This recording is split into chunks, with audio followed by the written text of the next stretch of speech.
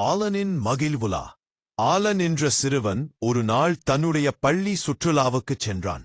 அவர்கள் சென்ற இடம் ஒரு பூங்கா. அங்கிருந்த அழகான செடி கொடிகள் வண்ண வண்ண பூக்களைப் பார்த்து மிகவும் மகிழ்ந்தான். மதிய உணவின்போது ஆசிரியர்கள் குழந்தைகளை வட்டமாக அமரச் செய்து சாப்பிடச் சொன்னார்கள். ஆலன் தன்னுடைய சாப்பாட்டை எடுத்து சாப்பிடத் தயாரானான். அப்போது ஒரு மரத்தின் பின்னால் ஒளிந்து கொண்டு பசியோடு மற்றவர்கள் சாப்பிடுவதை பார்த்த ஒரு சிறுவனை கண்டான்.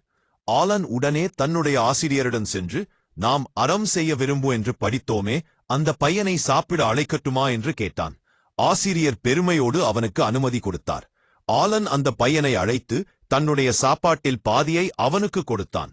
அப்போது மற்ற மாணவர்களில் அறம் செய்ய விரும்பு என்பதன் உண்மையான அர்த்தம் புரிந்தது. நீதி, நல்லதைச் செய்ய வேண்டும் என்று விரும்புவதுடன் சந்தர்ப்பம் கிடைக்கும்போது அதனை உடனடியாகச் செய்ய வேண்டும். நம்முடைய நற்செயல்கள் மற்றவர்களுக்கு ஒரு பாடமாக அமையும்.